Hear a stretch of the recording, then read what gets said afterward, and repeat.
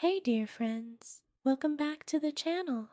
Today we're diving into an incredible chapter of the Bible, 1 Samuel 16.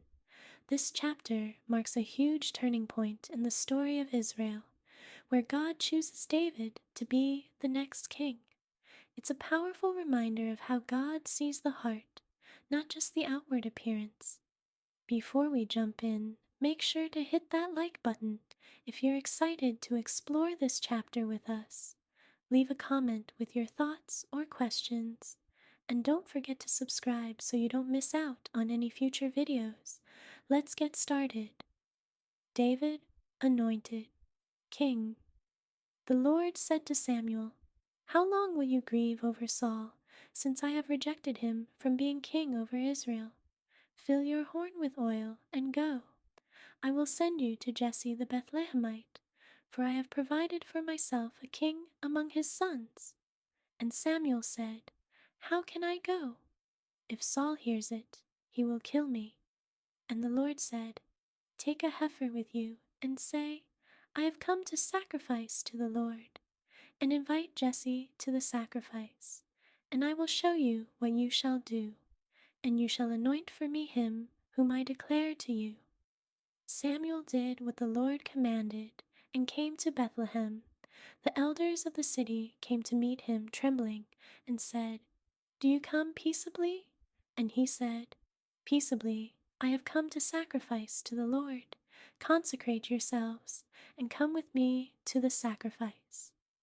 And he consecrated Jesse and his sons and invited them to the sacrifice. When they came, he looked on Eliab and thought, "Surely the Lord's anointed is before him." But the Lord said to Samuel, "Do not look on his appearance or on the height of his stature, because I have rejected him. For the Lord sees not as man sees. Man looks on the outward appearance, but the Lord looks on the heart." Then Jesse called Abinadab and made him pass before Samuel. And he said, "Neither has the Lord chosen this one." Then Jesse made Shammah pass by, and he said, "Neither has the Lord chosen this one." And Jesse made 7 of his sons pass before Samuel. And Samuel said to Jesse, "The Lord has not chosen these." Then Samuel said to Jesse, "Are all your sons here?" And he said, "There remains yet the youngest, but behold, he is keeping the sheep." And Samuel said to Jesse, "Send and get him, for we will not sit down till he comes here." And he sent and brought him in. Now he was ruddy, and had beautiful eyes, and was handsome.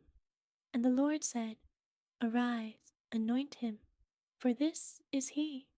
Then Samuel took the horn of oil, and anointed him in the midst of his brothers. And the Spirit of the Lord rushed upon David from that day forward. And Samuel rose up and went to Ramah, David in Saul's service. Now the Spirit of the Lord departed from Saul, and a harmful spirit from the Lord tormented him. And Saul's servants said to him, "Behold now, a harmful spirit from God is tormenting you.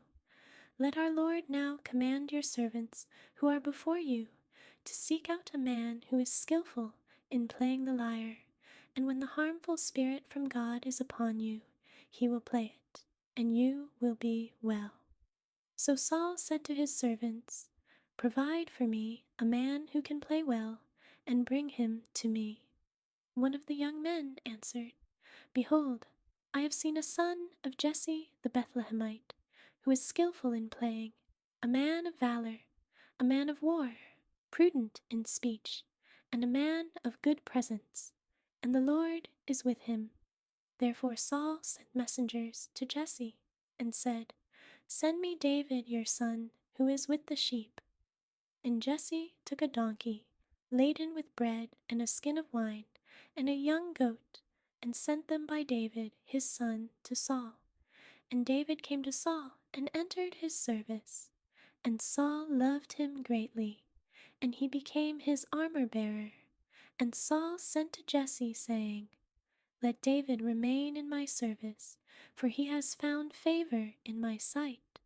And whenever the harmful spirit from God was upon Saul, David took the lyre and played it with his hand. So Saul was refreshed and was well, and the harmful spirit departed from him.